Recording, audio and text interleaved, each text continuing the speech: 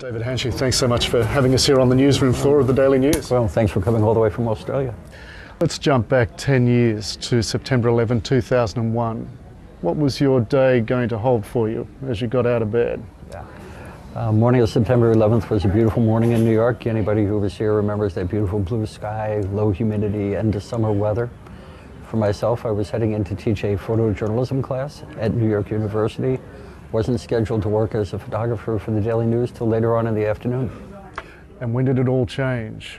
I was actually about a mile away from the Trade Center. I looked up and there was this massive column of smoke coming from the Trade Center, a hole in the side of the building, which I thought was from a small private aircraft that had accidentally strayed into the building. Actually, the first photo in the series shows the fire department rescue responding down to the Trade Center. Column of smoke coming from the building, police car directly in front of me, racing against traffic. There were 11 firefighters on that rescue company that morning. All of them died at the World Trade Center. And down there, once you were at the site, you had your camera trained at an extraordinary moment in this country's history. Yeah, I was standing in front of the South Tower when I heard this loud noise that seemed to come from all over, and all of a sudden the South Tower just exploded. That loud noise was the second airplane flying at 500 miles an hour into the South Tower, and instinctively just picked up my camera, brought it to my eye, and started firing pictures.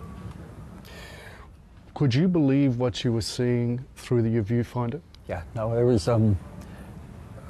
there for about an hour and 15 minutes, and it was like watching a movie. I was so completely disconnected from what I was witnessing, what I was recording for history. But to any normal, rational human being, the idea of using two aircraft as missiles to kill people, the idea of intentionally crashing two planes into the building, it was all surreal. And on this day, you became more than an observer and a recorder. You became a victim. Nah, Or a survivor. I'd like to say I'd like to think of myself as a survivor of 9/11 rather than a victim. I was badly injured. I owe my life to a bunch of rescue workers, but fortunately, I lived to talk about it. What happened? Standing in front of the South Tower and looked up, heard this phenomenal roar, and the building was starting to disintegrate.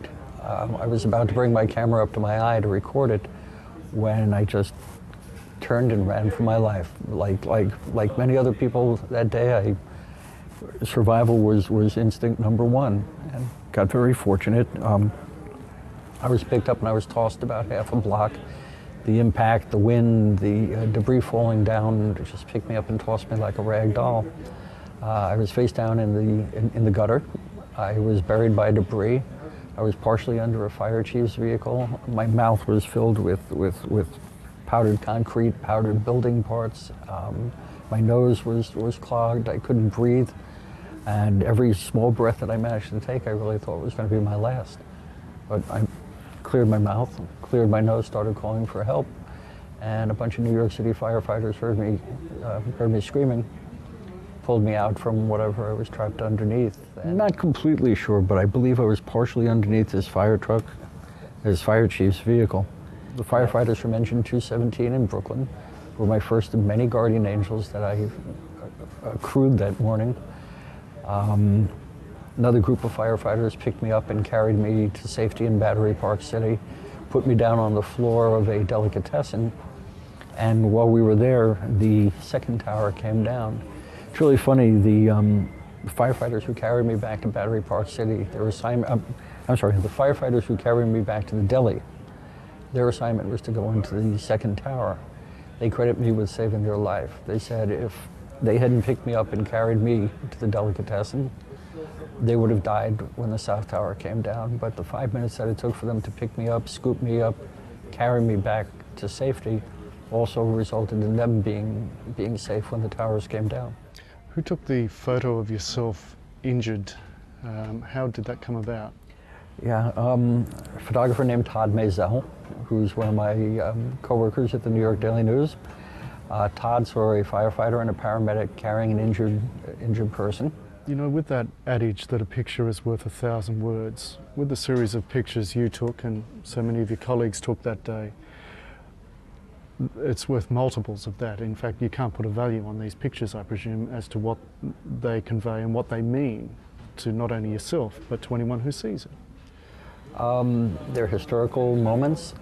They're photographs that won many awards, and I'd give up my place in history, and I'd give up every award that I received for these pictures for this not to have happened. As they say, the world changed that day. How did you change, and how does this day continue to shape your career and, more importantly, your life? I was a spot news photographer. I photographed police officers, firefighters, paramedics saving life in New York every single day, never anticipating that the people who I photographed so often would save my life. The morning of September 12th, I spoke to my office, very badly injured, sitting in my home in a cast, and said I never want to photograph anybody dead or dying again. So it took about a year till I got back to work photographing. But I'm now on the food beat, on features, on chefs and restaurants and cocktails and travel. It's a very, very different life, but I'm still a photographer for the New York Daily News. And how are you healing? How are you doing? I jokingly tell people I'm on a two-step program. On September 12th, I couldn't walk. My ballet career is over, but I never could dance. I ski, I scuba dive, I've jumped out of an airplane once. And I rock climb, mountain climb, rappel. You know, I'm still around to play with my kids, and life is really good. You know, September 11th was a big wake-up call for a lot of people. I think there was a realization that work isn't everything, work is important, but time with friends and loved ones, family, and people who are important to you are, you know, that's really, really crucial. The desire to never let a moment pass me by is really there. I think I owe the people who did not survive something.